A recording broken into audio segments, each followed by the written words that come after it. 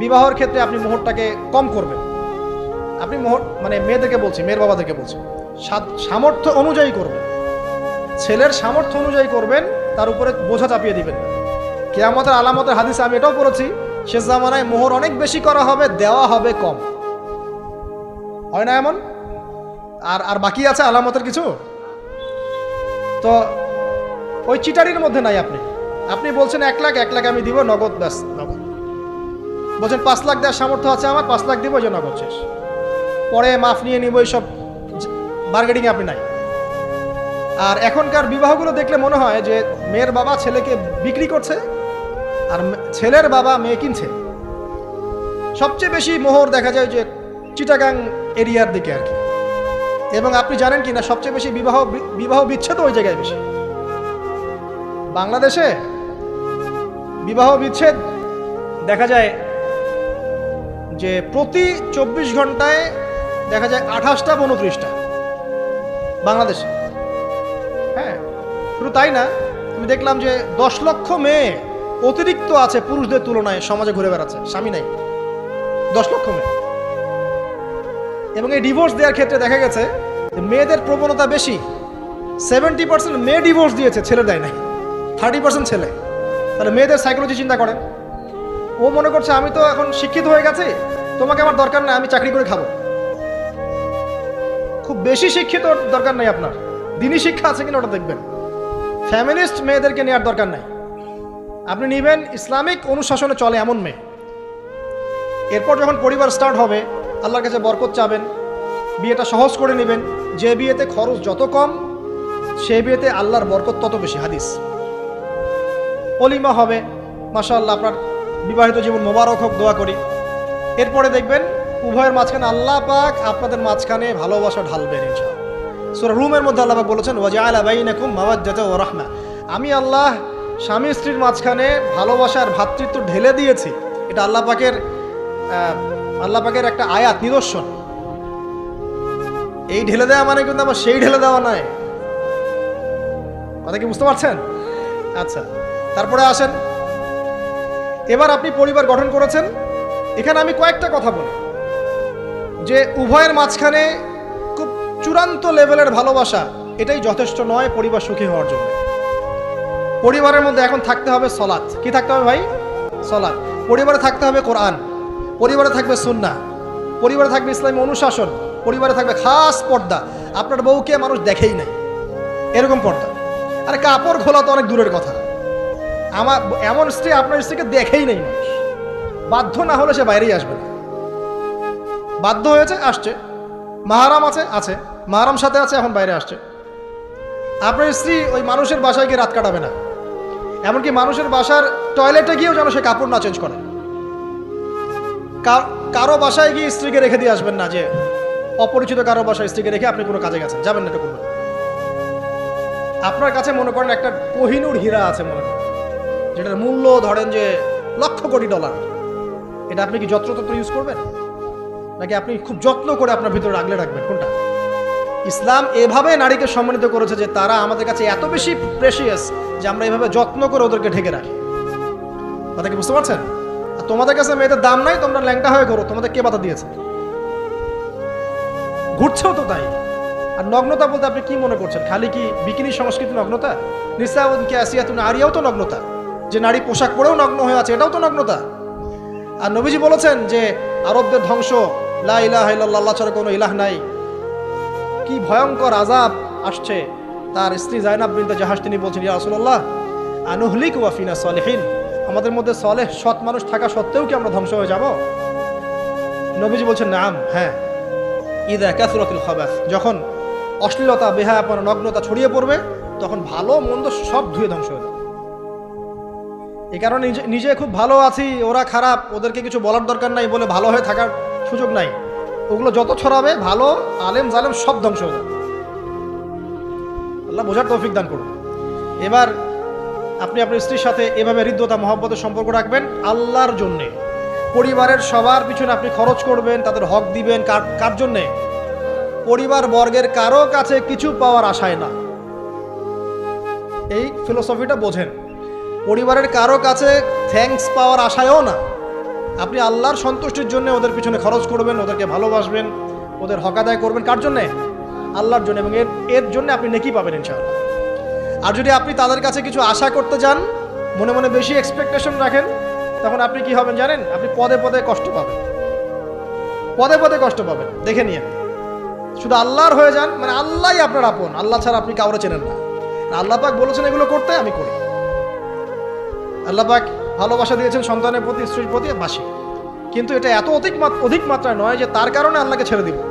বা স্ত্রী সন্তান যদি আল্লাহর পথে চলার ক্ষেত্রে বাধা দেয়, আল্লাহকে ছাড়তে পারবো না, প্রয়োজন ওদেরকে ছাড়তে পারবো, এরকম থাকবে বিষয়টা। ঠিক আছে? আরেকটা কথা বলি, শুধু ভালোবাসাই আদর্শ দাম্পত্যের জন্য যথেষ্ট নয়। এখানে প্রয়োজন হচ্ছে একে অপরের প্রতি সম্মানবোধ থাকতে হবে, একে অপরের প্রতি বিশ্বাস থাকতে হবে। বিশ্বাস না থাকলে ওই পরিবারে শান্তি থাকে না।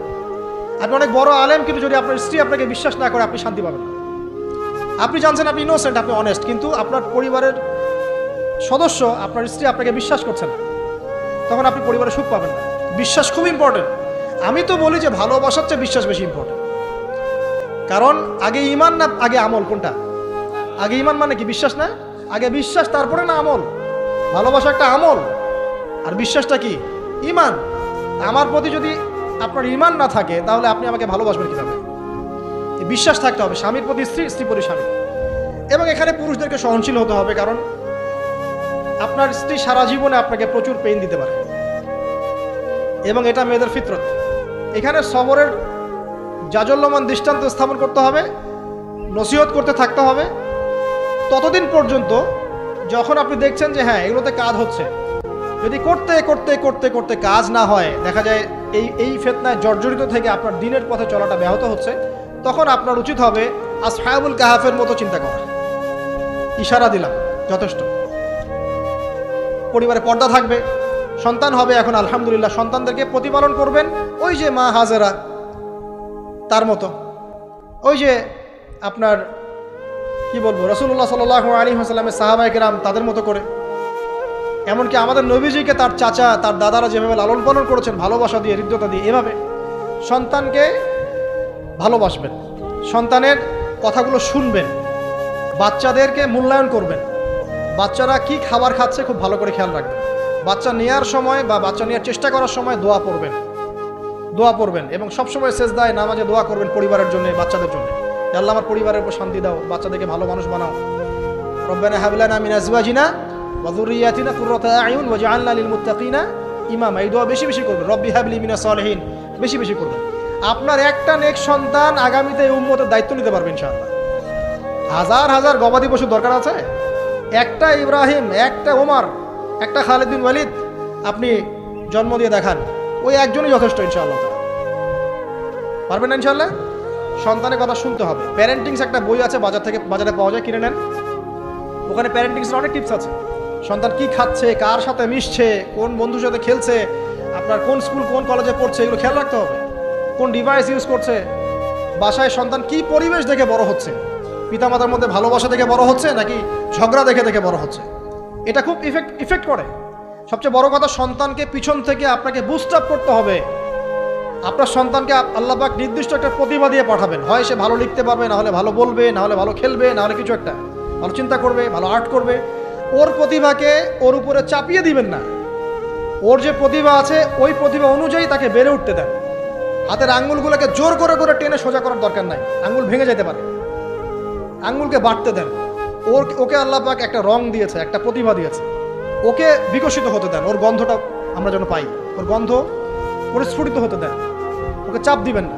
এখনকার পরিবারে প্রচুর চাপ, দেখবেন যে সন্তানের পিতামাতারা চাপ দিতে দিতে সন্তান আত্মহত্যা করে ফেলছে, করছে না? রেজাল্ট খারাপ হলো, কি চাপ, কি করলি সারা জীবনে, এসএসসিতে A+ পাইতে পারলি না, বেচারা গলা লটকাইতে মরে গেল। কি হয়েছে? এসএসসিতে রেজাল্ট খারাপ হয়েছে তো কি হয়েছে? জীবন এটাই সব কিছু? একটা না হয় দুর্ঘটনা ঘটে গেছে জীবনে, তাকে জীবনে নষ্ট হয়ে গেছে নাকি? পিতামাতার চাপের কারণে, এই যে চাকরি পাইস না, সারা জীবন ধরে খাওয়াইলাম পড়াইলাম, চাকরি করতে পারিস না, আমাদেরকে দেখতে পারিস না, চাপ দিতে দিতে বেচারা এখন মাদকের দিকে। পরিবারের চাপ নিতে পারে না, ওই যে মাদকের কাছে গিয়ে শান্তি খুঁজতেছে, তারপরে ওই যে পতিতালয়ে গিয়ে শান্তি খুঁজতেছে, গার্লফ্রেন্ডের কাছে শান্তি খুঁজতেছে। তো পরিবার থেকে চাপের এই সংস্কৃতি বন্ধ করতে হবে। পরিবারের সন্তানদেরও পিতা মাতাকে চাপ দেওয়া উচিত নয়, পিতা মাতার উচিত নয় সন্তানকে চাপ দেওয়া, বরং তার প্রতিভাটাকে ফাইন্ড আউট করে আপনি বিচক্ষণ বাবা হিসেবে আপনি দেখবেন যে তার প্রতিভা কোন দিকে আছে, সেদিকে আপনি তাকে নিয়ে যাবেন। আর যদি আপনি আল্লাহওয়ালা হন, দেখবেন ইনশাআল্লাহ তার প্রতিভা ইসলামের দিকেই থাকবে ইনশাআল্লাহ। ইমাম বুখারীর মায়ের কথা শোনেন নাই? তার মা সারাদিন কান্নাকাটি করে দোয়া করতো, আল্লাহ আমার ছেলেটাকে দিনের জন্য কবুল করো, আমার ছেলেটাকে দিনের জন্য কবুল করো। তার চোখের সমস্যা ছিল, তিনি চোখে ভালো করে দেখতে পারতেন না, মায়ের দোয়ার বদৌলতে আল্লাহ পাক তার চোখের সমস্যা দূর করে দিয়েছেন। এখন ইমাম বুখারী রাহিমাহুল্লাহর কিতাব সবাই পড়ছে না? একজন মায়ের তাড়না দেখেন, মা সন্তানের জন্য দোয়া করবে, আল্লাহ আমার সন্তানটাকে দিনের জন্য কবুল করো। বাবা দোয়া করবে, আল্লাহ আমার বাচ্চাটাকে দিনের জন্য কবুল করো। এই যে বাবা নূহের তাড়না দেখেন, ইব্রাহিম আলাইহিস সালামের তাড়না দেখেন, রব্বি হাবলি মিনাস সালিহিন, আল্লাহ আমাকে সুসন্তান দান করো।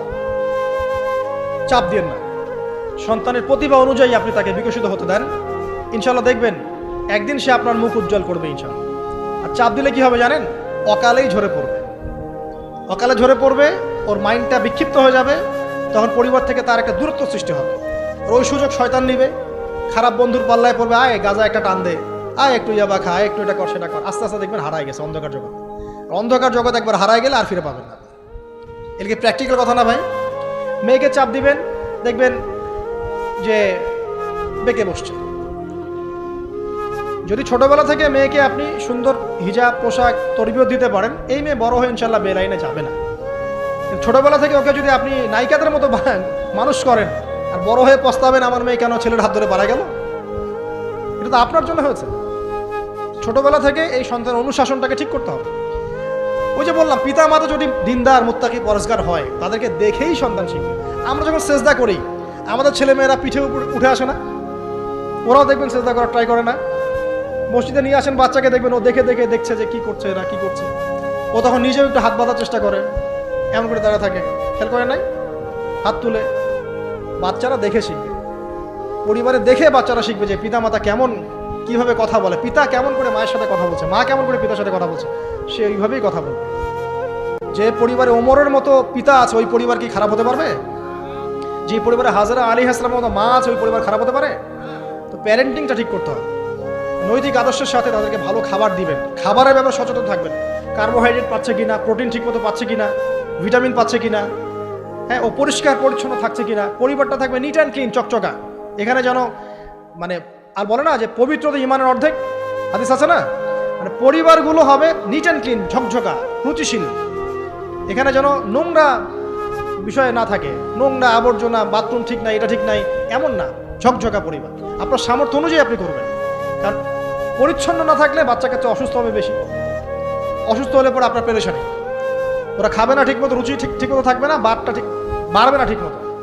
তো পরিচ্ছন্নতার সাথে সঠিক খাবার, সঠিক প্যারেন্টিং, ইসলামিক তরবিয়ত, এবং তার উপর চাপ প্রয়োগ না করে তাকে তার প্রতিভাটা বিকশিত হতে দেওয়া। চাপ প্রয়োগ না করার মানে এই নয় যে আপনি শাসনই করবেন না, পরিবারের উপর শাসনের লাঠি থাকবে, কিন্তু ওটার যত্রতত্র প্রয়োগ করবেন না। যদি আপনি একদিন খুব বেশি পিটায় দেন, তারপর থেকে আপনার সন্তান আপনাকে ভয় পাবে না। কিন্তু আল্লাহ পাক কোরআনের জন্য বারবার একটা সাইকোলজি অ্যাপ্লাই করেছেন যে জাহান্নামের শাস্তি কিন্তু দিব, শাস্তি কিন্তু দিব, শাস্তি কিন্তু দিব। এই যে ভয়, আমরা কিন্তু ভয়েই জাহান্নাম থেকে দূরে আছি। তো এটা একটা সাইকোলজি। এভাবে পরিবার এগিয়ে যাবে ইনশাআল্লাহ। সন্তান বড় হবে, আপনি মিরাস, সন্তানের মিরাস ডিস্ট্রিবিউট করবেন, যার যার হক তাকে তাকে দিবেন। তারপরে পরিবারের মধ্যে আর কয়েকটা বিষয় জাস্ট শেষ করে দেই, যে পরিবারের মধ্যে নিয়মিত কোরআনের চর্চা থাকবে। সন্তান সন্ততি তারা ইসলামিক অনুশাসন পাচ্ছে কিনা, ইসলামিক পড়াশোনা করছে কিনা খেয়াল রাখতে হবে। যদি জেনারেল লাইনেও পড়ে, তারপরেও আপনি ইসলামিক টিচার দিয়ে হলেও, মাদ্রাসায় পার্ট টাইম মাদ্রাসা দিয়ে হলেও কোরআন শেখান, হিফজ করান, ওকে এদিকে করে তোলেন, ওদিকে করে তোলেন ইনশাআল্লাহ। আমরা এমন প্রজন্ম চাচ্ছি না যারা এককেন্দ্রিক, আমরা চাচ্ছি এমন প্রজন্ম যারা কোরআন সুন্নাহকে হাতে নিয়ে ওয়ার্ল্ডকে ডিল করতে পারে, ওয়ার্ল্ডকে চ্যালেঞ্জ করতে পারে। এই চ্যালেঞ্জ করতে হলে আপনাকে সব ধরনের জ্ঞান অর্জন করতে হবে। খেয়াল রাখেন পরিবারে যেন ফ্রি মিক্সিংটা না আসে, পরিবারে যেন এই যে নারী পুরুষের অবাধ মেলামেশা না আসে। বেশিরভাগ ধর্ষণ হয়েছে বাংলাদেশে কাছের মানুষদেরকে দিয়ে, চাচার মাধ্যমে, মামার মাধ্যমে, কাজিনের মাধ্যমে, খালাতো ভাইয়ের মাধ্যমে, ফুফাতো ভাইয়ের মাধ্যমে, কাছের মানুষদের দ্বারা বেশি রেপ হয়েছে বাংলাদেশে। জরিপ পরিসংখ্যান দেখেন। অতএব ইসলাম যে বলেছে পর্দার বিষয়, এটা এমনি এমনি বলে নাই। ও কাজিন হয়, ওর সামনে এত ইয়া করার কি আছে, এইসব কনসেপ্ট চলবে না। পর্দাটা একদম ম্যান্ডেটরি। পরিবারের সালাম, পর্দা, অনুশাসন, এটা ম্যান্ডেটরি বিষয়। না খেয়ে মরে যান, তাও পর্দা ছাড়া যাবে না। বিষয়টা এমন স্ট্রিক্টলি নিতে হবে, যদিও বা বাধ্যগত অবস্থায় আল্লাহ পাক আপনাকে ছাড় দিয়েছেন, কিন্তু আপনাকে এইভাবে শক্তভাবে ধরতে হবে। আল্লাহ পাক তৌফিক দান করুন। এর পাশাপাশি কিছু বিষয় বলবো যেগুলো মোটেই পরিবারে ঢোকানো যাবে না, এটা বলে শেষ করছি 2 মিনিট। 1, পরিবারের শিরক ঢোকানো যাবে না। শিরক কি কি, কত প্রকার, এটার জন্য কিতাবুত তাওহীদ নামে একটা বই আছে, পড়েন ইনশাআল্লাহ পারবেন। পরিবারে বেদাতি আমল ঢোকানো যাবে না। 2, 3, পরিবারে হারাম রিজিক ঢুকানো। পরিবারে হারাম রিজিক ঢুকবে, ওই হারাম রিজিকের মানে টাকা দিয়ে আপনার রক্ত মাংস তৈরি হবে, এই রক্ত মাংস কিন্তু আল্লাহর অনুগত হবে না, ইল্লা মাশাআল্লাহ। হারাম রিজিক থেকে দূরে থাকতে হবে। পরিবারের মধ্যে ক্রন্দল যেন না থাকে, এই চেষ্টাটা আপনাকে করতে হবে। বললাম তো, এটা অ্যাভয়েড করার জন্যে আপনি আল্লাহর হয়ে যান, নসিহত করেন, হাজার নসিহত করেও যদি কাজ না হয়, আপনি নিজে আসহাবুল কাহাফ হয়ে যান, তাও ভালো। পরিবারের মধ্যে অপসংস্কৃতি যেন না ঢোকে, পরিবারের মধ্যে অশ্লীলতা যেন না ঢোকে। পরিবারে এখনকার চলমান যে ফিতনাগুলো চলছে, এই যে ডিভাইসের মাধ্যমে, গেমিংয়ের মাধ্যমে, এই যে আপনি বলেন পাবজি টাবজি, ফ্রি ফায়ার, হাবিজাবি, হ্যাঁ, ইন্টারনেট সেকশনের যে নগ্নতা, তারপরে অনলাইনে যে জুয়া ঢুকেছে, লুডু ঢুকেছে, কত কি ঢুকেছে, আমি আসলে এগুলো শুনেছি, আমি দেখিনি এগুলো কিছু, আমি যা শুনি এগুলো। এই যে বিষয়গুলো, সেগুলো আপনার পরিবারের নৈতিক মূল্যবোধটাকে নষ্ট করে ফেলবে। বিনোদন যদি পেতেই হয়, তাহলে বিনোদন, কায়িক বিনোদন নেন। পরিবারের সন্তানদেরকে বা আমাদের সদস্যদেরকে জিম করতে বলেন, খেলাধুলা করতে বলেন, ফুটবল খেলুক, ক্রিকেট খেলুক প্রয়োজনে। যদি গান শুনতে চান, ইসলামিক নাশিদ শোনেন, ঠিক আছে, কৌতুক চান, ইসলামিক রসিকতা করেন, ঘোরেন, প্রয়োজনে পরিবারবর্গকে নিয়ে ঘুরেন, দেশটা ঘুরে আসেন, ট্রাভেল করেন, ঘোরেন, আল্লাহর নিদর্শন দেখেন, এটাও তো এন্টারটেইনমেন্ট নাকি? পরিবারকে সময় দেন, পরিবারকে সময় দিয়ে আপনি এই যে প্রাকৃতিক বিনোদনের দিকে চলে যান, ডিভাইস কেন্দ্রিক বিনোদনের দিকে যান না। নাহলে হবে কি, মাথাটা ওই ডিভাইস কেন্দ্রিক হয়ে যাবে, অস্থির, এবং এই মাথার মধ্যে আর কোরআন সুন্নাহর সঠিক জ্ঞানটা ঢুকবে না। তো এই কাজগুলো যদি আমরা না করি, ইনশাআল্লাহ পরিবার ভালো হবে। আল্লাহ রাব্বুল আলামিন আমাদের সবাইকে আদর্শ ইসলামিক পরিবার গড়ে তোলার তৌফিক দান করুন, আমিন।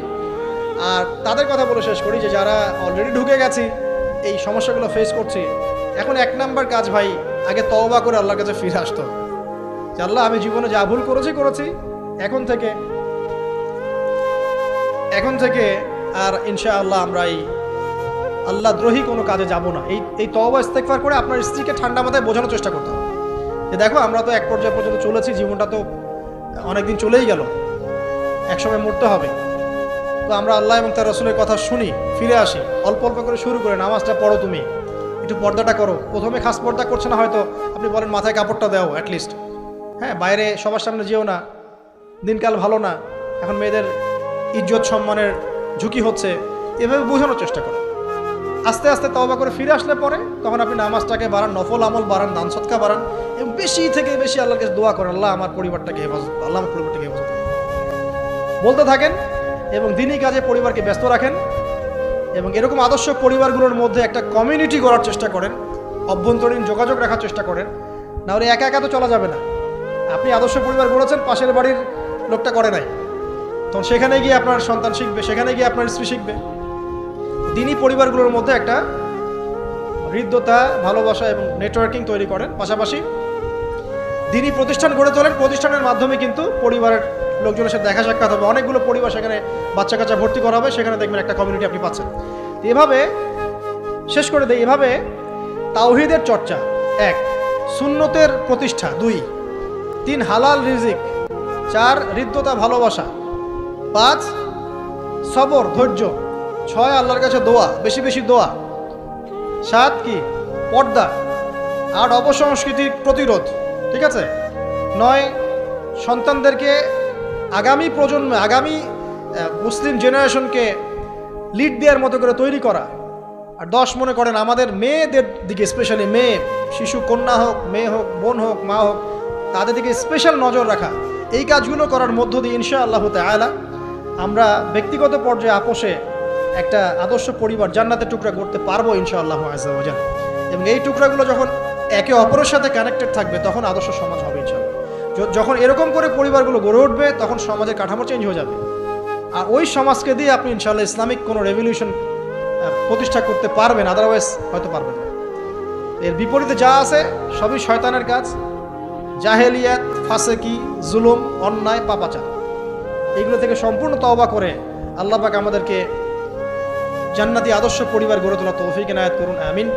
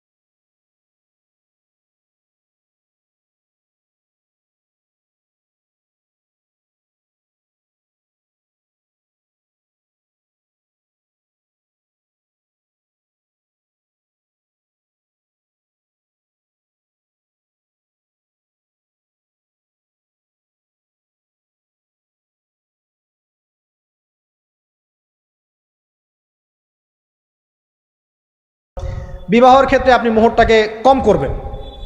আপনি মোহর মানে মেয়েদেরকে বলছি, মেয়ের বাবাদেরকে বলছি, সামর্থ্য অনুযায়ী করবেন, ছেলের সামর্থ্য অনুযায়ী করবেন, তার উপরে বোঝা চাপিয়ে দিবেন না। কিয়ামতের আলামতের হাদিসে আমি এটাও পড়েছি, শেষ জামানায় মোহর অনেক বেশি করা হবে, দেওয়া হবে কম। হয় না এমন? আর বাকি আছে আলামতের কিছু। তো ওই চিটারির মধ্যে নাই। আপনি বলছেন 1 লাখ, 1 লাখ আমি দিব নগদ, ব্যাস নগদ। বলছেন 5 লাখ দেওয়ার সামর্থ্য আছে আমার, 5 লাখ দিব, যে নগদ শেষ, পরে মাফ নিয়ে নিব, এইসব বার্গেনিংয়ে আপনি নাই। আর এখনকার বিবাহগুলো দেখলে মনে হয় যে মেয়ের বাবা ছেলেকে বিক্রি করছে আর ছেলের বাবা মেয়ে কিনছে। সবচেয়ে বেশি মোহর দেখা যায় যে চিটাগাং এরিয়ার দিকে আর কি। এবং আপনি জানেন কি না, সবচেয়ে বেশি বিবাহ বিচ্ছেদ ওই জায়গায় বেশি। বাংলাদেশে বিবাহ বিচ্ছেদ দেখা যায় যে প্রতি 24 ঘন্টায় দেখা যায় 28টা বা 29টা বাংলাদেশে। হ্যাঁ, শুধু তাই না, আমি দেখলাম যে 10 লক্ষ মেয়ে অতিরিক্ত আছে পুরুষদের তুলনায়, সমাজে ঘুরে বেড়াচ্ছে, স্বামী নাই, 10 লক্ষ মেয়ে। এবং এই ডিভোর্স দেওয়ার ক্ষেত্রে দেখা গেছে যে মেয়েদের প্রবণতা বেশি। 70% মেয়ে ডিভোর্স দিয়েছে, ছেলে দেয় নাই, 30% ছেলে। তাহলে মেয়েদের সাইকোলজি চিন্তা করেন। ও মনে করছে আমি তো এখন শিক্ষিত হয়ে গেছি, তোমাকে আমার দরকার নাই, আমি চাকরি করে খাবো। খুব বেশি শিক্ষিত দরকার নাই আপনার, দিনই শিক্ষা আছে কিনা ওটা দেখবেন। ফ্যামিনিস্ট মেয়েদেরকে নেওয়ার দরকার নাই, আপনি নেবেন ইসলামিক অনুশাসনে চলে এমন মেয়ে। এরপর যখন পরিবার স্টার্ট হবে, আল্লাহর কাছে বরকত চাবেন, বিয়েটা সহজ করে নেবেন। যে বিয়েতে খরচ যত কম, সে বিয়েতে আল্লাহর বরকত তত বেশি। হাদিস। অলিমা হবে, মাশাআল্লাহ, আপনার বিবাহিত জীবন মোবারক হোক, দোয়া করি। এরপরে দেখবেন উভয়ের মাঝখানে আল্লাহ পাক আপনাদের মাঝখানে ভালোবাসা ঢালবেন ইনশাআল্লাহ। সূরা রুমের মধ্যে আল্লাহ পাক বলেছেন, ওয়াজআলা বাইনাকুম মাওয়াদ্দাতা ওয়া রাহমা, আমি আল্লাহ স্বামী স্ত্রীর মাঝখানে ভালোবাসার ভ্রাতৃত্ব ঢেলে দিয়েছি। এটা আল্লাহ পাকের একটা আয়াত, নিদর্শন। এই ঢেলে দেওয়া মানে কিন্তু আবার সেই ঢেলে দেওয়া নয়। কথা কি বুঝতে পারছেন? আচ্ছা, তারপরে আসেন, এবার আপনি পরিবার গঠন করেছেন। এখানে আমি কয়েকটা কথা বলি যে উভয়ের মাঝখানে খুব চূড়ান্ত লেভেলের ভালোবাসা এটাই যথেষ্ট নয় পরিবার সুখী হওয়ার জন্য। পরিবারের মধ্যে এখন থাকতে হবে সলাত। কি থাকতে হবে ভাই? সলাত। পরিবারে থাকতে হবে কোরআন, পরিবারে থাকবে সুন্নাহ, পরিবারে থাকবে ইসলামী অনুশাসন, পরিবারে থাকবে খাস পর্দা। আপনার বউকে মানুষ দেখেই নাই, এরকম পর্দা। আর কাপড় খোলা তো অনেক দূরের কথা। আমার এমন স্ত্রী আপনার স্ত্রীকে দেখেই নেই মানুষ, বাধ্য না হলে সে বাইরেই আসবে না। বাধ্য হয়েছে, আসছে, মাহারাম আছে, মাহারাম সাথে আছে, এখন বাইরে আসছে। আপনার স্ত্রী ওই মানুষের বাসায় গিয়ে রাত কাটাবে না, এমনকি মানুষের বাসার টয়লেটে গিয়েও যেন সে কাপড় না চেঞ্জ করে। কারো বাসায় গিয়ে স্ত্রীকে রেখে দিয়ে আসবেন না, যে অপরিচিত কারো বাসায় স্ত্রীকে রেখে আপনি কোনো কাজে গেছেন, যাবেন না, এটা করবেন না। আপনার কাছে মনে করেন একটা কোহিনূর হীরা আছে, মনে করেন যেটার মূল্য ধরেন যে লক্ষ কোটি ডলার, এটা আপনি কি যত্রতত্র ইউজ করবেন, নাকি আপনি খুব যত্ন করে আপনার ভিতরে আগলে রাখবেন? কোনটা? ইসলাম এভাবে নারীকে সম্মানিত করেছে যে তারা আমাদের কাছে এত বেশি প্রেশিয়াস যে আমরা এভাবে যত্ন করে ওদেরকে ঢেকে রাখি। কথা কি বুঝতে পারছেন? আর তোমাদের কাছে মেয়েদের দাম নাই, তোমরা ল্যাংটা হয়ে ঘোরো, তোমাদের কে বাধা দিয়েছে? ঘুরছেও তো তাই। আর নগ্নতা বলতে আপনি কি মনে করছেন? খালি কি বিকিনি সংস্কৃতি নগ্নতা? নিসাউন কাসিয়াতুন আরিয়াও তো নগ্নতা, যে নারী পোশাক পরেও নগ্ন হয়ে আছে, এটাও তো নগ্নতা। আর নবীজি বলেছেন যে আরবদের ধ্বংস, লা ইলাহা ইল্লাল্লাহ, আল্লাহ ছাড়া কোনো ইলাহ নাই। কি ভয়ঙ্কর আযাব আসছে। তার স্ত্রী জায়নাব বিনতে জাহাশ তিনি বলছেন, ইয়া রাসূলুল্লাহ আনুহলিক ওয়া ফিনা সলিহিন, আমাদের মধ্যে সলেহ সৎ মানুষ থাকা সত্ত্বেও কি আমরা ধ্বংস হয়ে যাব? নবীজি বলছেন, নাম, হ্যাঁ। ইদা কাসরাতুল খাবাস, যখন অশ্লীলতা, বেহায়াপনা, নগ্নতা ছড়িয়ে পড়বে, তখন ভালো মন্দ সব ধুয়ে ধ্বংস হয়ে যাবে। এই কারণে নিজে খুব ভালো আছি, ওরা খারাপ, ওদেরকে কিছু বলার দরকার নাই বলে ভালো হয়ে থাকার সুযোগ নাই। ওগুলো যত ছড়াবে, ভালো আলেম জালেম সব ধ্বংস হয়ে যাবে। আল্লাহ বোঝার তৌফিক দান করুন। এবার আপনি আপনার স্ত্রীর সাথে এভাবে হৃদ্যতা মহব্বতের সম্পর্ক রাখবেন আল্লাহর জন্যে। পরিবারের সবার পিছনে আপনি খরচ করবেন, তাদের হক দিবেন। কার জন্যে? পরিবার বর্গের কারো কাছে কিছু পাওয়ার আশায় না। এই ফিলোসফিটা বোঝেন। পরিবারের কারো কাছে থ্যাঙ্কস পাওয়ার আশায়ও না, আপনি আল্লাহর সন্তুষ্টির জন্য ওদের পিছনে খরচ করবেন, ওদেরকে ভালোবাসবেন, ওদের হক আদায় করবেন। কার জন্যে? আল্লাহর জন্য। এবং এর জন্য আপনি নেকি পাবেন ইনশাআল্লাহ। আর যদি আপনি তাদের কাছে কিছু আশা করতে যান, মনে মনে বেশি এক্সপেকটেশন রাখেন, তখন আপনি কি হবেন জানেন? আপনি পদে পদে কষ্ট পাবেন, পদে পদে কষ্ট পাবেন। দেখে নিয়েন, শুধু আল্লাহর হয়ে যান, মানে আল্লাহই আপনার আপন, আল্লাহ ছাড়া আপনি কাউরে চেনেন না। আল্লাহ পাক বলেছেন এগুলো করতে, আমি করি। আল্লাহ পাক ভালোবাসা দিয়েছেন সন্তানের প্রতি, স্ত্রীর প্রতি, বাসি। কিন্তু এটা এত অধিক মাত্রায় নয় যে তার কারণে আল্লাহকে ছেড়ে দিব। বা স্ত্রী সন্তান যদি আল্লাহর পথে চলার ক্ষেত্রে বাধা দেয়, আল্লাহকে ছাড়তে পারবো না, প্রয়োজন ওদেরকে ছাড়তে পারবো, এরকম থাকবে বিষয়টা। ঠিক আছে? আরেকটা কথা বলি, শুধু ভালোবাসাই আদর্শ দাম্পত্যের জন্য যথেষ্ট নয়। এখানে প্রয়োজন হচ্ছে একে অপরের প্রতি সম্মানবোধ থাকতে হবে, একে অপরের প্রতি বিশ্বাস থাকতে হবে। বিশ্বাস না থাকলে ওই পরিবারে শান্তি থাকে না। আপনি অনেক বড় আলেম, কিন্তু যদি আপনার স্ত্রী আপনাকে বিশ্বাস না করে, আপনি শান্তি পাবেন না।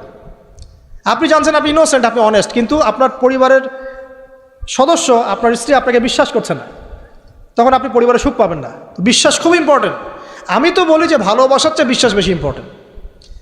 কারণ আগে ইমান না আগে আমল? কোনটা আগে? ইমান মানে কি? বিশ্বাস না? আগে বিশ্বাস, তারপরে না আমল? ভালোবাসা একটা আমল, আর বিশ্বাসটা কি? ইমান। আমার প্রতি যদি আপনার ইমান না থাকে, তাহলে আপনি আমাকে ভালোবাসবেন কীভাবে? বিশ্বাস থাকতে হবে, স্বামীর প্রতি স্ত্রী, স্ত্রী প্রতি স্বামী। এবং এখানে পুরুষদেরকে সহনশীল হতে হবে, কারণ আপনার স্ত্রী সারা জীবনে আপনাকে প্রচুর পেইন দিতে পারে, এবং এটা মেয়েদের ফিতরত। এখানে সবরের জাজল্যমান দৃষ্টান্ত স্থাপন করতে হবে, নসিহত করতে থাকতে হবে, ততদিন পর্যন্ত যখন আপনি দেখছেন যে হ্যাঁ এগুলোতে কাজ হচ্ছে। যদি করতে করতে করতে করতে কাজ না হয়, দেখা যায় এই ফিতনায় জর্জরিত থেকে আপনার দিনের পথে চলাটা ব্যাহত হচ্ছে, তখন আপনার উচিত হবে আসহাবুল কাহাফের মতো চিন্তা করা। ইশারা দিলাম, যথেষ্ট।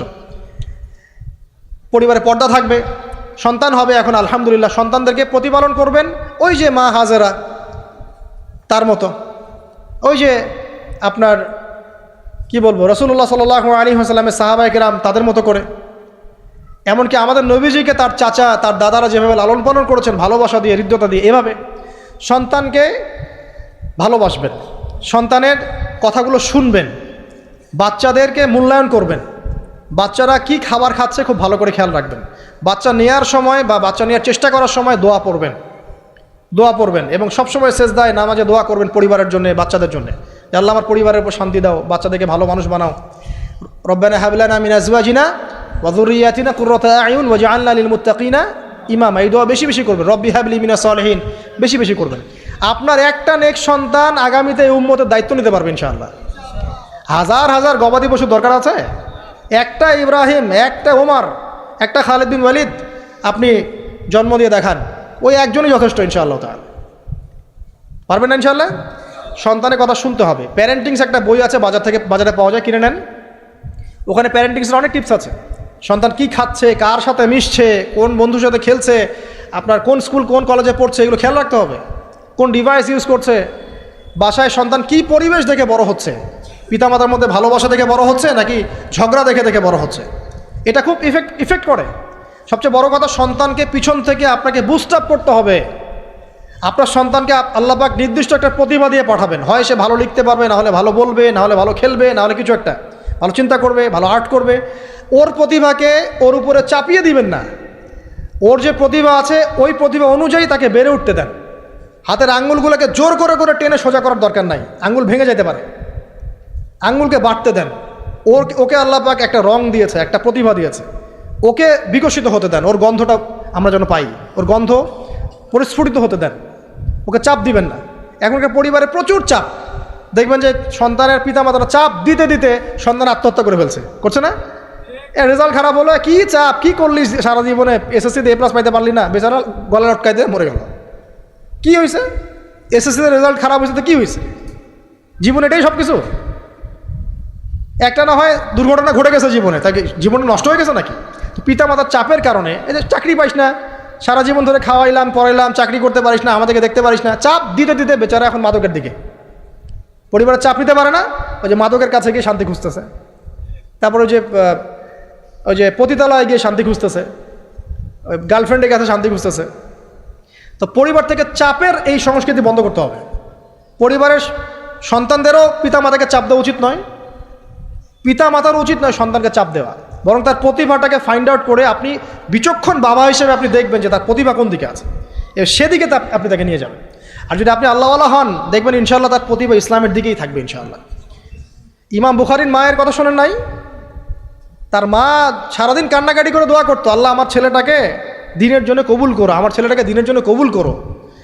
তার চোখের সমস্যা ছিল, তিনি চোখে ভালো করে দেখতে পারতেন না, মায়ের দোয়ার বদৌলতে আল্লাহ পাক তার চোখের সমস্যা দূর করে দিয়েছেন। এখন ইমাম বুখারী রাহিমাহুল্লাহর কিতাব সবাই পড়ছে না? একজন মায়ের তাড়না দেখেন, মা সন্তানের জন্য দোয়া করবে, আল্লাহ আমার সন্তানটাকে দিনের জন্য কবুল করো। বাবা দোয়া করবে, আল্লাহ আমার বাচ্চাটাকে দিনের জন্য কবুল করো। এই যে বাবা নূহের তাড়না দেখেন, ইব্রাহিম আলাইহিস সালামের তাড়না দেখেন, রব্বি হাবলি মিনাস সলিহিন, আল্লাহ আমাকে সুসন্তান দান করো। চাপ দিয়েন না, সন্তানের প্রতিভা অনুযায়ী আপনি তাকে বিকশিত হতে দেন, ইনশাআল্লাহ দেখবেন একদিন সে আপনার মুখ উজ্জ্বল করবে ইনশাআল্লাহ। আর চাপ দিলে কি হবে জানেন?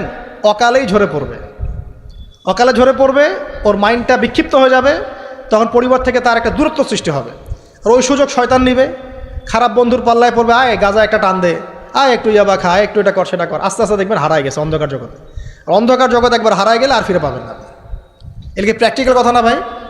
মেয়েকে চাপ দিবেন, দেখবেন যে বেঁকে বসছে। যদি ছোটোবেলা থেকে মেয়েকে আপনি সুন্দর হিজাব পোশাক তরবিয়ত দিতে পারেন, এই মেয়ে বড় হয়ে ইনশাল্লাহ বেলাইনে যাবে না। কিন্তু ছোটোবেলা থেকে ওকে যদি আপনি নায়িকাদের মতো মানুষ করেন, আর বড় হয়ে পস্তাবেন আমার মেয়ে কেন ছেলের হাত ধরে পারা গেল, এটা তো আপনার জন্য হয়েছে। ছোটোবেলা থেকে এই সন্তানের অনুশাসনটাকে ঠিক করতে হবে। ওই যে বললাম, পিতা মাতা যদি দিনদার মুত্তাকি পরেশগার হয়, তাদেরকে দেখেই সন্তান শিখবে। আমরা যখন সেজদা করি, আমাদের ছেলেমেয়েরা পিঠে উঠে আসে না? ওরাও দেখবেন সেজদা করার ট্রাই করে না? মসজিদে নিয়ে আসেন বাচ্চাকে, দেখবেন ও দেখে দেখে দেখছে যে কী করছে এরা, কী করছে, ও তখন নিজেও একটু হাত বাঁধার চেষ্টা করে, এমন করে দাঁড়া থাকে, খেয়াল করে নাই? হাত তুলে। বাচ্চারা দেখে শিখবে, পরিবারে দেখে বাচ্চারা শিখবে যে পিতামাতা কেমন, কিভাবে কথা বলে, পিতা কেমন করে মায়ের সাথে কথা বলছে, মা কেমন করে পিতার সাথে কথা বলছে, সে ওইভাবেই কথা বলবে। যে পরিবারে ওমরের মতো পিতা আছে, ওই পরিবার কি খারাপ হতে পারবে? যে পরিবারে হাজরা আলাইহিস সালামের মতো মা আছে, ওই পরিবার খারাপ হতে পারে? তো প্যারেন্টিংটা ঠিক করতে হবে, নৈতিক আদর্শের সাথে তাদেরকে ভালো খাবার দিবেন, খাবারের ব্যাপারে সচেতন থাকবেন, কার্বোহাইড্রেট পাচ্ছে কিনা, প্রোটিন ঠিকমতো পাচ্ছে কিনা, ভিটামিন পাচ্ছে কিনা, হ্যাঁ ও পরিষ্কার পরিচ্ছন্ন থাকছে কিনা, পরিবারটা থাকবে নিট অ্যান্ড ক্লিন, চকচকা। এখানে যেন মানে আর বলে না যে পবিত্রতা ইমানের অর্ধেক, হাদিস আছে না? মানে পরিবারগুলো হবে নিট অ্যান্ড ক্লিন, ঝকঝকা, রুচিশীল। এখানে যেন নোংরা বিষয় না থাকে, নোংরা আবর্জনা, বাথরুম ঠিক নাই, এটা ঠিক নাই, এমন না, ঝকঝকা পরিবার। আপনার সামর্থ্য অনুযায়ী আপনি করবেন, কারণ পরিচ্ছন্ন না থাকলে বাচ্চা কাচ্চা অসুস্থ হবে বেশি, অসুস্থ হলে পরে আপনার পেরেশানি, ওরা খাবে না ঠিকমতো, রুচি ঠিকমতো থাকবে না, বাতটা ঠিক বাড়বে না ঠিকমতো। তো পরিচ্ছন্নতার সাথে সঠিক খাবার, সঠিক প্যারেন্টিং, ইসলামিক তরবিয়ত এবং তার উপর চাপ প্রয়োগ না করে তাকে তার প্রতিভাটা বিকশিত হতে দেওয়া। চাপ প্রয়োগ না করার মানে এই নয় যে আপনি শাসনই করবেন না, পরিবারের উপর শাসন লাঠি থাকবে, কিন্তু ওটার যত্রতত্র প্রয়োগ করবেন না। যদি আপনি একদিন খুব বেশি পিটায় দেন, তারপর থেকে আপনার সন্তান আপনাকে ভয় পাবে না। কিন্তু আল্লাহ পাক কোরআনের জন্য বারবার একটা সাইকোলজি অ্যাপ্লাই করেছেন যে জাহান্নামের শাস্তি কিন্তু দিব, শাস্তি কিন্তু দিব, শাস্তি কিন্তু দিব। এই যে ভয়, আমরা কিন্তু ওই ভয়েই জাহান্নাম থেকে দূরে আছি। তো এটা একটা সাইকোলজি। এভাবে পরিবার এগিয়ে যাবে ইনশাআল্লাহ। সন্তান বড় হবে, আপনি মিরাস, সন্তানের মিরাস ডিস্ট্রিবিউট করবেন, যার যার হক তাকে দিবেন। তারপরে পরিবারের মধ্যে আর কয়েকটা বিষয় জাস্ট শেষ করে দেই, যে পরিবারের মধ্যে নিয়মিত কোরআনের চর্চা থাকবে। সন্তান সন্ততি তারা ইসলামিক অনুশাসন পাচ্ছে কিনা, ইসলামিক পড়াশোনা করছে কিনা খেয়াল রাখতে হবে। যদি জেনারেল লাইনেও পড়ে, তারপরেও আপনি ইসলামিক টিচার দিয়ে হলেও, মাদ্রাসায় পার্ট টাইম মাদ্রাসা দিয়ে হলেও কোরআন শেখান, হিফজ করান, ওকে এদিকে করে তোলেন, ওদিকে করে তোলেন ইনশাআল্লাহ। আমরা এমন প্রজন্ম যাচ্ছি না যারা এককেন্দ্রিক, আমরা যাচ্ছি এমন প্রজন্ম যারা কোরআন সুন্নাহকে হাতে নিয়ে ওয়ার্ল্ডকে ডিল করতে পারে, ওয়ার্ল্ডকে চ্যালেঞ্জ করতে পারে। এই চ্যালেঞ্জ করতে হলে আপনাকে সব ধরনের জ্ঞান অর্জন করতে হবে। খেয়াল রাখেন পরিবারে যেন ফ্রি মিক্সিংটা না আসে, পরিবারে যেন এই যে নারী পুরুষের অবাধ মেলামেশা না আসে। বেশিরভাগ ধর্ষণ হয়েছে বাংলাদেশে কাছের মানুষদেরকে দিয়ে, চাচার মাধ্যমে, মামার মাধ্যমে, কাজিনের মাধ্যমে, খালাতো ভাইয়ের মাধ্যমে, ফুফাতো ভাইয়ের মাধ্যমে, কাছের মানুষদের দ্বারা বেশি রেপ হয়েছে বাংলাদেশে। জরিপ পরিসংখ্যান দেখেন। অতএব ইসলাম যে বলেছে পর্দার বিষয়, এটা এমনি এমনি বলে নাই। ও কাজিন হয়, ওর সামনে এত ইয়া করার কি আছে, এইসব কনসেপ্ট চলবে না। পর্দাটা একদম ম্যান্ডেটরি। পরিবারের সালাম, পর্দা, অনুশাসন, এটা ম্যান্ডেটরি বিষয়। না খেয়ে মরে যান, তাও পর্দা ছাড়া যাবে না। মানে বিষয়টা এমন স্ট্রিক্টলি নিতে হবে, যদিও বা বাধ্যগত অবস্থায় আল্লাহ পাক আপনাকে ছাড় দিয়েছেন, কিন্তু আপনাকে এইভাবে শক্তভাবে ধরতে হবে। আল্লাহ পাক তৌফিক দান করুন। এর পাশাপাশি কিছু বিষয় বলবো যেগুলো মোটেই পরিবারে ঢোকানো যাবে না, এটা বলে শেষ করছি, 2 মিনিট। 1, পরিবারের শিরক ঢোকানো যাবে না। শিরক কি কি, কত প্রকার, এটার জন্য কিতাবুত তাওহীদ নামে একটা বই আছে, পড়েন, ইনশাল্লাহ পারবেন। পরিবারে বেদাতি আমল ঢোকানো যাবে না। 2, 3, পরিবারে হারাম রিজিক ঢুকানো। পরিবারে হারাম রিজিক ঢুকবে, ওই হারাম রিজিকের মানে টাকা দিয়ে আপনার রক্ত মাংস তৈরি হবে, এই রক্ত মাংস কিন্তু আল্লাহর অনুগত হবে না, ইল্লা মাশাআল্লাহ। হারাম রিজিক থেকে দূরে থাকতে হবে। পরিবারের মধ্যে ক্রন্দল যেন না থাকে, এই চেষ্টাটা আপনাকে করতে হবে। বললাম তো, এটা অ্যাভয়েড করার জন্যে আপনি আল্লাহর হয়ে যান, নসিহত করেন, হাজার নসিহত করেও যদি কাজ না হয়, আপনি নিজে আসহাবুল কাহাফ হয়ে যান, তাও ভালো। পরিবারের মধ্যে অপসংস্কৃতি যেন না ঢোকে, পরিবারের মধ্যে অশ্লীলতা যেন না ঢোকে। পরিবারে এখনকার চলমান যে ফিতনাগুলো চলছে, এই যে ডিভাইসের মাধ্যমে, গেমিংয়ের মাধ্যমে, এই যে আপনি বলেন পাবজি টাবজি, ফ্রি ফায়ার, হাবিজাবি, হ্যাঁ, ইন্টারনেট সেকশনের যে নগ্নতা, তারপরে অনলাইনে যে জুয়া ঢুকেছে, লুডু ঢুকেছে, কত কি ঢুকেছে, আমি আসলে এগুলো শুনেছি, আমি দেখিনি এগুলো কিছু, আমি যা শুনি এগুলো। তো এই যে বিষয়গুলো, সেগুলো আপনার পরিবারের নৈতিক মূল্যবোধটাকে নষ্ট করে ফেলবে। বিনোদন যদি পেতেই হয়, তাহলে বিনোদন, কায়িক বিনোদন নেন। পরিবারের সন্তানদেরকে বা আমাদের সদস্যদেরকে জিম করতে বলেন, খেলাধুলা করতে বলেন, ফুটবল খেলুক, ক্রিকেট খেলুক প্রয়োজনে। যদি গান শুনতে চান, ইসলামিক নাশিদ শোনেন, ঠিক আছে, কৌতুক চান, ইসলামিক রসিকতা করেন, ঘোরেন, প্রয়োজনে পরিবারবর্গকে নিয়ে ঘুরেন, দেশটা ঘুরে আসেন, ট্রাভেল করেন, ঘোরেন, আল্লাহর নিদর্শন দেখেন, এটাও তো এন্টারটেইনমেন্ট নাকি? পরিবারকে সময় দেন, পরিবারকে সময় দিয়ে আপনি এই যে প্রাকৃতিক বিনোদনের দিকে চলে যান, ডিভাইস কেন্দ্রিক বিনোদনের দিকে যান না। নাহলে হবে কি, মাথাটা ওই ডিভাইস কেন্দ্রিক হয়ে যাবে, অস্থির, এবং এই মাথার মধ্যে আর কোরআন সুন্নাহর সঠিক জ্ঞানটা ঢুকবে না। তো এই কাজগুলো যদি আমরা না করি, ইনশাআল্লাহ পরিবার ভালো হবে। আল্লাহ রাব্বুল আলামিন আমাদের সবাইকে আদর্শ ইসলামিক পরিবার গড়ে তোলার তৌফিক দান করুন, আমিন। আর তাদের কথা বলে শেষ করি যে যারা অলরেডি ঢুকে গেছি, এই সমস্যাগুলো ফেস করছি, এখন 1 নাম্বার কাজ ভাই, আগে তওবা করে আল্লাহর কাছে ফিরে আসতে হবে যে আল্লাহ, আমি জীবনে যা ভুল করেছি, এখন থেকে আর ইনশাআল্লাহ আমরা এই আল্লাহদ্রোহী কোনো কাজে যাব না। এই তওবা ইস্তেগফার করে আপনার স্ত্রীকে ঠান্ডা মাথায় বোঝানোর চেষ্টা করতে হবে যে দেখো, আমরা তো এক পর্যায় পর্যন্ত চলেছি, জীবনটা তো অনেক দিন চলেই গেল, একসময় মরতে হবে।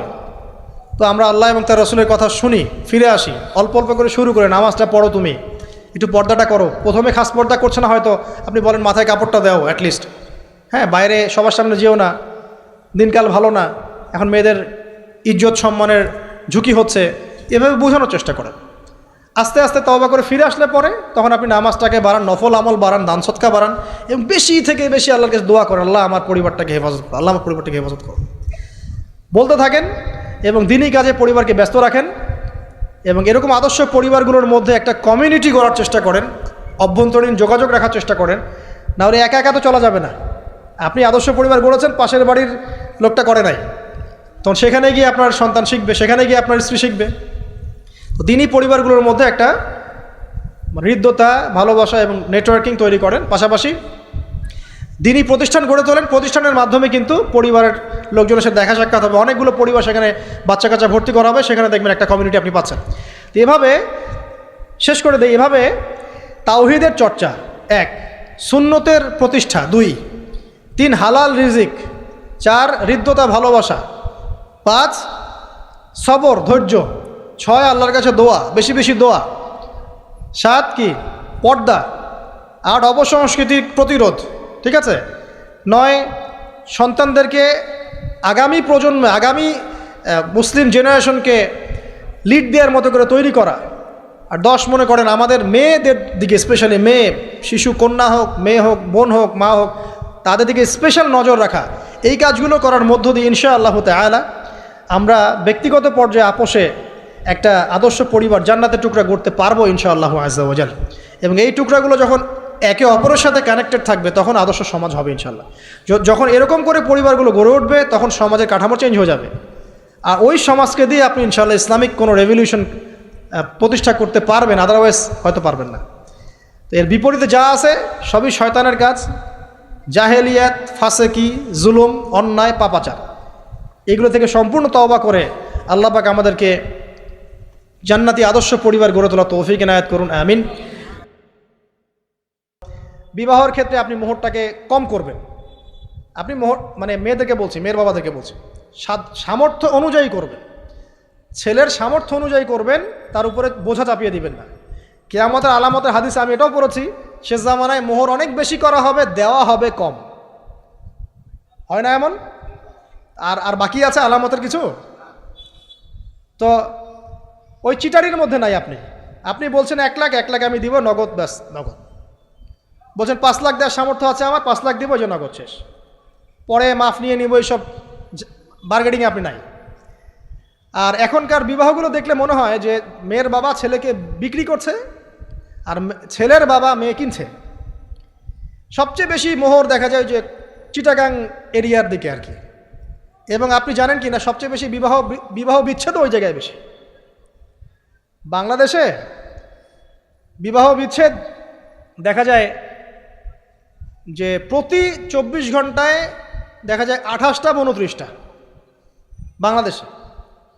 হ্যাঁ, শুধু তাই না, আমি দেখলাম যে 10 লক্ষ মেয়ে অতিরিক্ত আছে পুরুষদের তুলনায়, সমাজে ঘুরে বেড়াচ্ছে, স্বামী নাই।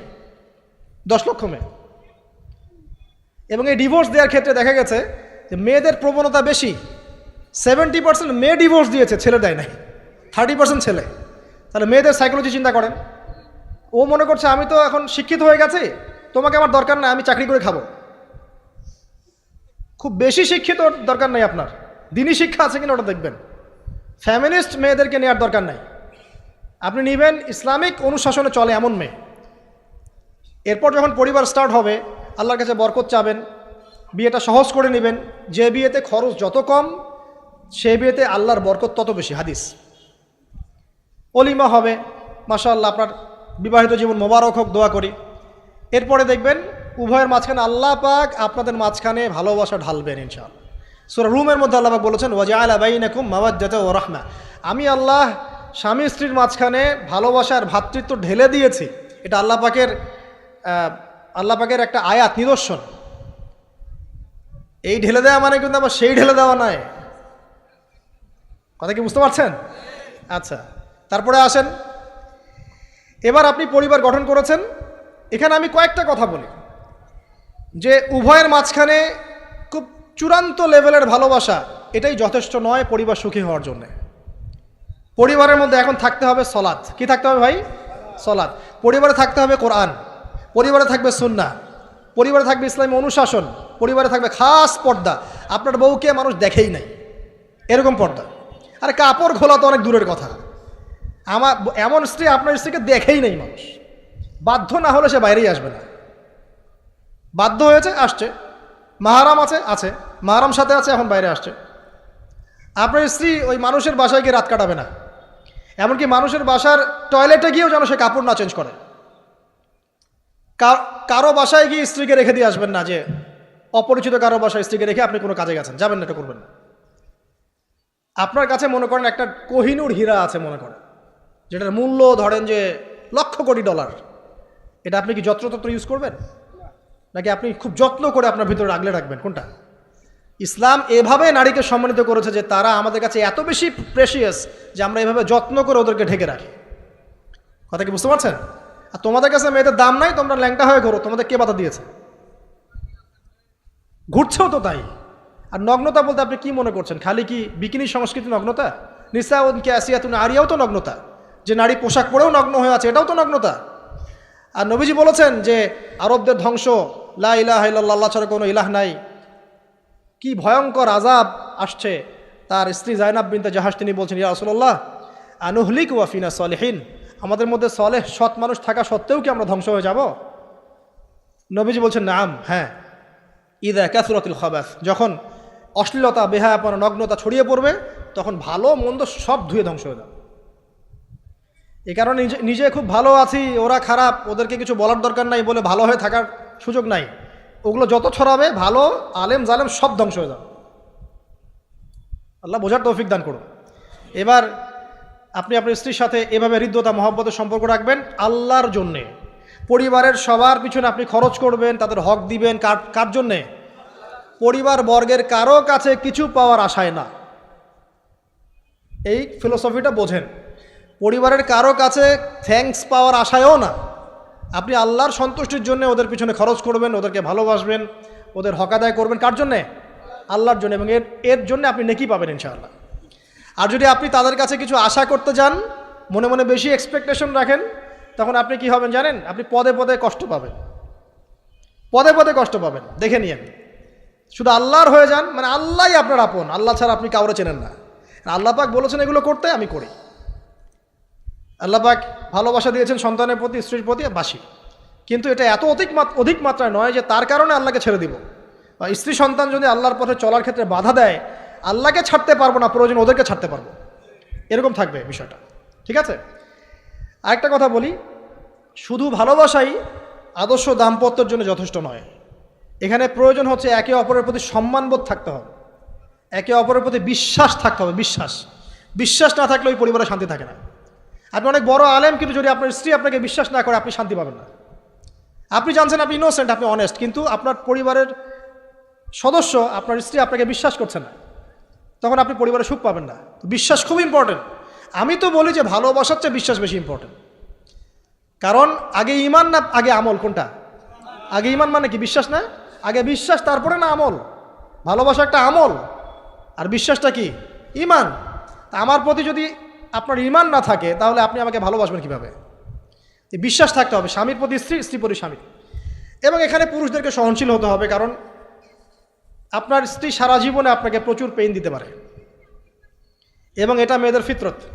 এখানে সবরের জাজল্যমান দৃষ্টান্ত স্থাপন করতে হবে, নসিহত করতে থাকতে হবে ততদিন পর্যন্ত যখন আপনি দেখছেন যে হ্যাঁ এগুলোতে কাজ হচ্ছে। যদি করতে করতে করতে করতে কাজ না হয়, দেখা যায় এই ফিতনায় জর্জরিত থেকে আপনার দিনের পথে চলাটা ব্যাহত হচ্ছে, তখন আপনার উচিত হবে আসহাবুল কাহাফের মতো চিন্তা করা। ইশারা দিলাম, যথেষ্ট। পরিবারে পর্দা থাকবে, সন্তান হবে। এখন আলহামদুলিল্লাহ সন্তানদেরকে প্রতিপালন করবেন ওই যে মা হাজেরা তার মতো, ওই যে আপনার কি বলবো, রাসূলুল্লাহ সাল্লাল্লাহু আলাইহি ওয়াসাল্লামের সাহাবায়ে কেরাম তাদের মতো করে। এমনকি আমাদের নবীজিকে তার চাচা, তার দাদারা যেভাবে লালন পালন করেছেন ভালোবাসা দিয়ে, হৃদ্যতা দিয়ে, এভাবে সন্তানকে ভালোবাসবেন, সন্তানের কথাগুলো শুনবেন, বাচ্চাদেরকে মূল্যায়ন করবেন। বাচ্চারা কি খাবার খাচ্ছে খুব ভালো করে খেয়াল রাখবেন। বাচ্চা নেওয়ার সময় বা বাচ্চা নেওয়ার চেষ্টা করার সময় দোয়া পড়বেন, এবং সবসময় সেজদায় নামাজে দোয়া করবেন পরিবারের জন্য, বাচ্চাদের জন্য, যে আল্লাহ আমার পরিবারের উপর শান্তি দাও, বাচ্চাদেরকে ভালো মানুষ বানাও। রব্বানা হাব লানা মিন আজওয়াজিনা ওয়া যুররিয়াতিনা কুররাতা আয়ুন ওয়াজআলনা লিল মুত্তাকিনা ইমামা। এই দোয়া বেশি বেশি করবেন। রব্বি হাবলি মিনাস সালিহিন বেশি বেশি করবেন। আপনার একটা নেক সন্তান আগামীতে এই উম্মতের দায়িত্ব নিতে পারবে ইনশাআল্লাহ। হাজার হাজার গবাদি পশু দরকার আছে? একটা ইব্রাহিম, একটা ওমর, একটা খালিদ বিন ওয়ালিদ আপনি জন্ম দিয়ে দেখান, ওই একজনই যথেষ্ট ইনশাআল্লাহ তাআলা। পারবেন না ইনশাআল্লাহ? সন্তানের কথা শুনতে হবে। প্যারেন্টিংস একটা বই আছে, বাজারে পাওয়া যায়, কিনে নেন। ওখানে প্যারেন্টিংসের অনেক টিপস আছে। সন্তান কি খাচ্ছে, কার সাথে মিশছে, কোন বন্ধুর সাথে খেলছে, আপনার কোন স্কুল কোন কলেজে পড়ছে, এগুলো খেয়াল রাখতে হবে। কোন ডিভাইস ইউজ করছে, বাসায় সন্তান কি পরিবেশ দেখে বড় হচ্ছে, পিতামাতার মধ্যে ভালোবাসা দেখে বড় হচ্ছে নাকি ঝগড়া দেখে দেখে বড় হচ্ছে, এটা খুব ইফেক্ট করে। সবচেয়ে বড় কথা, সন্তানকে পিছন থেকে আপনাকে বুস্ট আপ করতে হবে। আপনার সন্তানকে আল্লাহ পাক নির্দিষ্ট একটা প্রতিভা দিয়ে পাঠাবেন। হয় সে ভালো লিখতে পারবে, না হলে ভালো বলবে, না হলে ভালো খেলবে, না হলে কিছু একটা ভালো চিন্তা করবে, ভালো আর্ট করবে। ওর প্রতিভাকে ওর উপরে চাপিয়ে দিবেন না। ওর যে প্রতিভা আছে ওই প্রতিভা অনুযায়ী তাকে বেড়ে উঠতে দেন। হাতের আঙ্গুলগুলোকে জোর করে করে টেনে সোজা করার দরকার নাই, আঙ্গুল ভেঙে যেতে পারে। আঙ্গুলকে বাড়তে দেন। ওকে আল্লাহ পাক একটা রং দিয়েছে, একটা প্রতিভা দিয়েছে, ওকে বিকশিত হতে দেন। ওর গন্ধটা আমরা যেন পাই, ওর গন্ধ পরিস্ফুটিত হতে দেন। ওকে চাপ দিবেন না। এখনকার পরিবারে প্রচুর চাপ, দেখবেন যে সন্তানের পিতামাতারা চাপ দিতে দিতে সন্তান আত্মহত্যা করে ফেলছে, করছে না? রেজাল্ট খারাপ হলো, কি চাপ, কি করলি সারা জীবনে, এসএসসিতে A+ পাইতে পারলি না, বেচারা গলা লটকাইতে মরে গেল। কি হয়েছে? এসএসসিতে রেজাল্ট খারাপ হয়েছে তো কী হয়েছে? জীবনে এটাই সব কিছু? একটা না হয় দুর্ঘটনা ঘটে গেছে জীবনে, তাকে জীবনটা নষ্ট হয়ে গেছে নাকি? তো পিতা মাতার চাপের কারণে এই যে চাকরি পাইস না, সারা জীবন ধরে খাওয়াইলাম পড়াইলাম, চাকরি করতে পারিস না, আমাদেরকে দেখতে পারিস না, চাপ দিতে দিতে বেচারা এখন মাদকের দিকে। পরিবারের চাপ নিতে পারে না, ওই যে মাদকের কাছে গিয়ে শান্তি খুঁজতেছে, তারপর ওই যে পতিতালয়ে গিয়ে শান্তি খুঁজতেছে, ওই গার্লফ্রেন্ডের কাছে শান্তি খুঁজতেছে। তো পরিবার থেকে চাপের এই সংস্কৃতি বন্ধ করতে হবে। পরিবারের সন্তানদেরও পিতা মাতাকে চাপ দেওয়া উচিত নয়, পিতা মাতার উচিত নয় সন্তানকে চাপ দেওয়া, বরং তার প্রতিভাটাকে ফাইন্ড আউট করে আপনি বিচক্ষণ বাবা হিসেবে আপনি দেখবেন যে তার প্রতিভা কোন দিকে আছে, সেদিকে আপনি তাকে নিয়ে যাবেন। আর যদি আপনি আল্লাহওয়ালা হন, দেখবেন ইনশাআল্লাহ তার প্রতিভা ইসলামের দিকেই থাকবে ইনশাআল্লাহ। ইমাম বুখারীর মায়ের কথা শোনেন নাই? তার মা সারাদিন কান্নাকাটি করে দোয়া করতো, আল্লাহ আমার ছেলেটাকে দিনের জন্য কবুল করো, আমার ছেলেটাকে দিনের জন্য কবুল করো। তার চোখের সমস্যা ছিল, তিনি চোখে ভালো করে দেখতে পারতেন না, মায়ের দোয়ার বদৌলতে আল্লাহ পাক তার চোখের সমস্যা দূর করে দিয়েছেন। এখন ইমাম বুখারী রাহিমাহুল্লাহর কিতাব সবাই পড়ছে না? একজন মায়ের তাড়না দেখেন, মা সন্তানের জন্য দোয়া করবে যে আল্লাহ আমার সন্তানটাকে দিনের জন্য কবুল করো, বাবা দোয়া করবে আল্লাহ আমার বাচ্চাটাকে দিনের জন্য কবুল করো। এই যে বাবা নূহের তাড়না দেখেন, ইব্রাহিম আলাইহিস সালামের তাড়না দেখেন, রব্বি হাবলি মিনাস সলিহিন, আল্লাহ আমাকে সুসন্তান দান করো। চাপ দিয়েন না, সন্তানের প্রতিভা অনুযায়ী আপনি তাকে বিকশিত হতে দেন, ইনশাআল্লাহ দেখবেন একদিন সে আপনার মুখ উজ্জ্বল করবে ইনশাআল্লাহ। আর চাপ দিলে কি হবে জানেন? অকালেই ঝরে পড়বে, অকালে ঝরে পড়বে, ওর মাইন্ডটা বিক্ষিপ্ত হয়ে যাবে, তখন পরিবার থেকে তার একটা দূরত্ব সৃষ্টি হবে। আর ওই সুযোগ শয়তান নিবে, খারাপ বন্ধুর পাল্লায় পড়বে, আয় গাঁজা একটা টান দে, আয় একটু ইয়াবা খা, আয় একটু এটা কর সেটা কর, আস্তে আস্তে দেখবেন হারায় গেছে অন্ধকার জগতে। আর অন্ধকার জগৎ একবার হারায় গেলে আর ফিরে পাবেন না। এর কি প্র্যাকটিক্যাল কথা না ভাই? মেয়েকে চাপ দিবেন, দেখবেন যে বেঁকে বসছে। যদি ছোটোবেলা থেকে মেয়েকে আপনি সুন্দর হিজাব পোশাক তরবিয়ত দিতে পারেন, এই মেয়ে বড় হয়ে ইনশাল্লাহ বেলাইনে যাবে না। কিন্তু ছোটোবেলা থেকে ওকে যদি আপনি নায়িকাদের মতো মানুষ করেন আর বড় হয়ে পস্তাবেন আমার মেয়ে কেন ছেলের হাত ধরে পারা গেল, এটা তো আপনার জন্য হয়েছে। ছোটোবেলা থেকে এই সন্তান অনুশাসনটাকে ঠিক করতে হবে। ওই যে বললাম, পিতা মাতা যদি দিনদার মুত্তাকি পরেজগার হয়, তাদেরকে দেখেই সন্তান শিখবে। আমরা যখন সেজদা করি, আমাদের ছেলেমেয়েরা পিঠে উঠে আসে না? ওরাও দেখবেন সেজদা করার ট্রাই করে না? মসজিদে নিয়ে আসেন বাচ্চাকে, দেখবেন ও দেখে দেখে দেখছে যে কী করছে এরা, কী করছে, ও তখন নিজেও একটু হাত বাঁধার চেষ্টা করে, এমন করে দাঁড়া থাকে, খেয়াল করে নাই? হাত তুলে। বাচ্চারা দেখে শিখবে, পরিবারে দেখে বাচ্চারা শিখবে যে পিতা মাতা কেমন, কীভাবে কথা বলে, পিতা কেমন করে মায়ের সাথে কথা বলছে, মা কেমন করে পিতার সাথে কথা বলছে, সে ওইভাবেই কথা বলবে। যে পরিবারে ওমরের মতো পিতা আছে, ওই পরিবার কি খারাপ হতে পারবে? যে পরিবারে হাজরা আলাইহিস সালামের মতো মা আছে, ওই পরিবার খারাপ হতে পারে? তো প্যারেন্টিংটা ঠিক করতে হবে, নৈতিক আদর্শের সাথে তাদেরকে ভালো খাবার দিবেন, খাবারের ব্যাপারে সচেতন থাকবেন, কার্বোহাইড্রেট পাচ্ছে কিনা, প্রোটিন ঠিকমতো পাচ্ছে কিনা, ভিটামিন পাচ্ছে কিনা, হ্যাঁ, ও পরিষ্কার পরিচ্ছন্ন থাকছে কিনা, পরিবারটা থাকবে নিট অ্যান্ড ক্লিন, চকচকা। এখানে যেন মানে আর বলে না যে পবিত্রতা ইমানের অর্ধেক, হাদিস আছে না? মানে পরিবারগুলো হবে নিট অ্যান্ড ক্লিন, ঝকঝকা, রুচিশীল। এখানে যেন নোংরা বিষয় না থাকে, নোংরা আবর্জনা, বাথরুম ঠিক নাই, এটা ঠিক নাই, এমন না, ঝকঝকা পরিবার। আপনার সামর্থ্য অনুযায়ী আপনি করবেন, কারণ পরিচ্ছন্ন না থাকলে বাচ্চা কাচ্চা অসুস্থ হবে বেশি, অসুস্থ হলে পরে আপনার পেরেশানি, ওরা খাবে না ঠিকমতো, রুচি ঠিকমতো থাকবে না, বাড়টা ঠিক বাড়বে না ঠিকমতো। তো পরিচ্ছন্নতার সাথে সঠিক খাবার, সঠিক প্যারেন্টিং, ইসলামিক তরবিয়ত এবং তার উপর চাপ প্রয়োগ না করে তাকে তার প্রতিভাটা বিকশিত হতে দেওয়া। চাপ প্রয়োগ না করার মানে এই নয় যে আপনি শাসনই করবেন না, পরিবারের উপর শাসন লাঠি থাকবে, কিন্তু ওটার যত্রতত্র প্রয়োগ করবেন না। যদি আপনি একদিন খুব বেশি পিটায় দেন, তারপর থেকে আপনার সন্তান আপনাকে ভয় পাবে না। কিন্তু আল্লাহ পাক কোরআনের জন্য বারবার একটা সাইকোলজি অ্যাপ্লাই করেছেন যে জাহান্নামের শাস্তি কিন্তু দিব, শাস্তি কিন্তু দিব, শাস্তি কিন্তু দিব। এই যে ভয়, আমরা কিন্তু ভয়েই জাহান্নাম থেকে দূরে আছি। তো এটা একটা সাইকোলজি। এভাবে পরিবার এগিয়ে যাবে ইনশাআল্লাহ। সন্তান বড় হবে, আপনি মিরাস, সন্তানের মিরাস ডিস্ট্রিবিউট করবেন, যার যার হক তাকে তাকে দিবেন। তারপরে পরিবারের মধ্যে আর কয়েকটা বিষয় জাস্ট শেষ করে দেই, যে পরিবারের মধ্যে নিয়মিত কোরআনের চর্চা থাকবে। সন্তান সন্ততি তারা ইসলামিক অনুশাসন পাচ্ছে কিনা, ইসলামিক পড়াশোনা করছে কিনা খেয়াল রাখতে হবে। যদি জেনারেল লাইনেও পড়ে, তারপরেও আপনি ইসলামিক টিচার দিয়ে হলেও, মাদ্রাসায় পার্ট টাইম মাদ্রাসা দিয়ে হলেও কোরআন শেখান, হিফজ করান, ওকে এদিকেও করে তোলেন, ওদিকেও করে তোলেন ইনশাআল্লাহ। আমরা এমন প্রজন্ম চাচ্ছি না যারা এককেন্দ্রিক।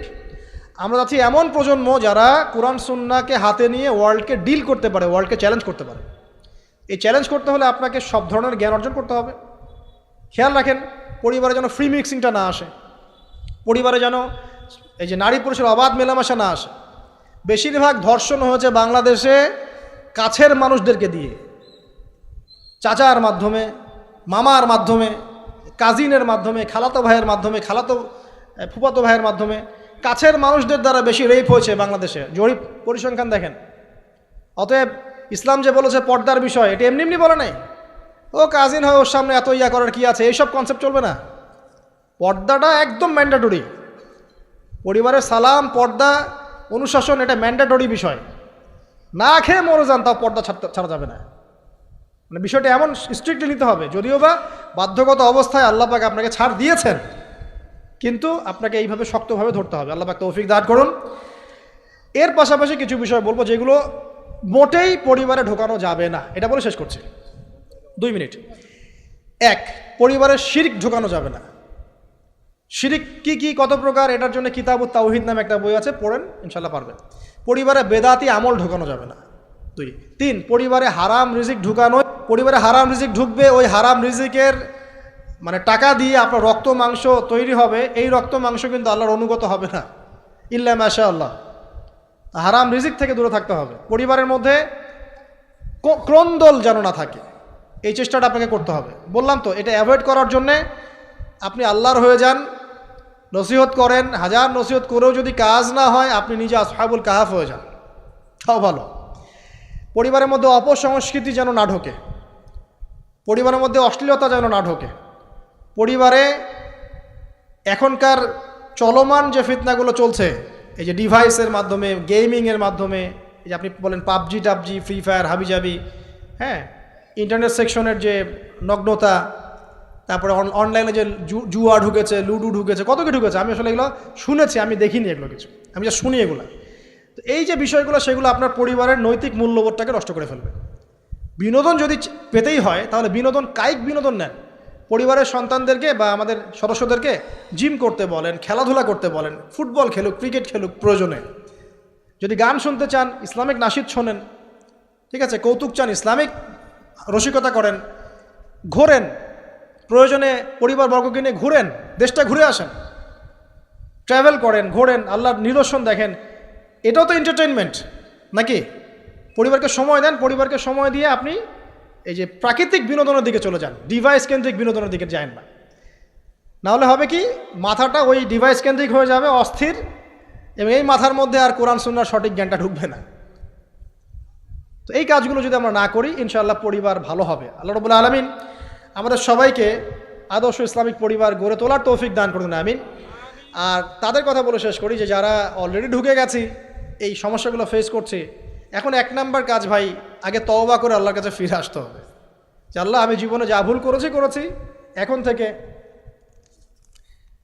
এখন থেকে আর ইনশাআল্লাহ আমরা এই আল্লাহ দ্রোহী কোনো কাজে যাব না। এই তওবা ইস্তেগফার করে আপনার স্ত্রীকে ঠান্ডা মাথায় বোঝানোর চেষ্টা করতে হবে যে দেখো, আমরা তো এক পর্যায়ে পর্যন্ত চলেছি, জীবনটা তো অনেক দিন চলেই গেল, একসময় মরতে হবে। তো আমরা আল্লাহ এবং তার রাসূলের কথা শুনি, ফিরে আসি, অল্প অল্প করে শুরু করে নামাজটা পড়ো, তুমি একটু পর্দাটা করো। প্রথমে খাস পর্দা করছে না হয়তো, আপনি বলেন মাথায় কাপড়টা দাও অ্যাটলিস্ট, হ্যাঁ, বাইরে সবার সামনে যেও না, দিনকাল ভালো না, এখন মেয়েদের ইজ্জত সম্মানের ঝুঁকি হচ্ছে, এভাবে বোঝানোর চেষ্টা করেন। আস্তে আস্তে তওবা করে ফিরে আসলে পরে তখন আপনি নামাজটাকে বাড়ান, নফল আমল বাড়ান, দান সদকা বাড়ান, এবং বেশি থেকে বেশি আল্লাহর কাছে দোয়া করেন, আল্লাহ আমার পরিবারটাকে হেফাজত করো, আল্লাহ আমার পরিবারটাকে হেফাজত করো, বলতে থাকেন। এবং দিনই কাজে পরিবারকে ব্যস্ত রাখেন, এবং এরকম আদর্শ পরিবারগুলোর মধ্যে একটা কমিউনিটি গড়ার চেষ্টা করেন, অভ্যন্তরীণ যোগাযোগ রাখার চেষ্টা করেন। নাহলে একা একা তো চলা যাবে না। আপনি আদর্শ পরিবার গড়েছেন, পাশের বাড়ির লোকটা করে নাই, তখন সেখানে গিয়ে আপনার সন্তান শিখবে, সেখানে গিয়ে আপনার স্ত্রী শিখবে। তো দিনই পরিবারগুলোর মধ্যে একটা হৃদ্যতা, ভালোবাসা এবং নেটওয়ার্কিং তৈরি করেন। পাশাপাশি দিনই প্রতিষ্ঠান গড়ে তোলেন, প্রতিষ্ঠানের মাধ্যমে কিন্তু পরিবারের লোকজনের সাথে দেখা সাক্ষাৎ হবে, অনেকগুলো পরিবার সেখানে বাচ্চা কাচ্চা ভর্তি করা হবে, সেখানে দেখবেন একটা কমিউনিটি আপনি পাচ্ছেন। তো এভাবে শেষ করে দেয়, এভাবে তাওহীদের চর্চা 1, সুন্নতের প্রতিষ্ঠা 2, 3 হালাল রিজিক, 4 হৃদ্যতা ভালোবাসা, 5 সবর ধৈর্য, 6 আল্লাহর কাছে দোয়া, বেশি বেশি দোয়া। 7 কি পর্দা। 8 অপসংস্কৃতির প্রতিরোধ, ঠিক আছে। 9 সন্তানদেরকে আগামী প্রজন্মে, আগামী মুসলিম জেনারেশনকে লিড দেওয়ার মতো করে তৈরি করা। আর 10 মনে করেন আমাদের মেয়েদের দিকে, স্পেশালি মেয়ে, শিশু, কন্যা হোক, মেয়ে হোক, বোন হোক, মা হোক, তাদের দিকে স্পেশাল নজর রাখা। এই কাজগুলো করার মধ্য দিয়ে ইনশাআল্লাহ তাআলা আমরা ব্যক্তিগত পর্যায়ে আপোষে একটা আদর্শ পরিবার, জান্নাতের টুকরা গড়তে পারবো ইনশাআল্লাহ আযজা ওয়া জাল। এবং এই টুকরাগুলো যখন একে অপরের সাথে কানেক্টেড থাকবে তখন আদর্শ সমাজ হবে ইনশাআল্লাহ। যখন এরকম করে পরিবারগুলো গড়ে উঠবে তখন সমাজের কাঠামো চেঞ্জ হয়ে যাবে। আর ওই সমাজকে দিয়ে আপনি ইনশাআল্লাহ ইসলামিক কোনো রেভলিউশন প্রতিষ্ঠা করতে পারবেন, আদারওয়াইজ হয়তো পারবেন না। তো এর বিপরীতে যা আছে সবই শয়তানের কাজ, জাহেলিয়াত, ফাসেকি, জুলুম, অন্যায়, পাপাচার। এগুলো থেকে সম্পূর্ণ তওবা করে আল্লাহ পাক আমাদেরকে জান্নাতি আদর্শ পরিবার গড়ে তোলা তৌফিক এনায়েত করুন, আমিন।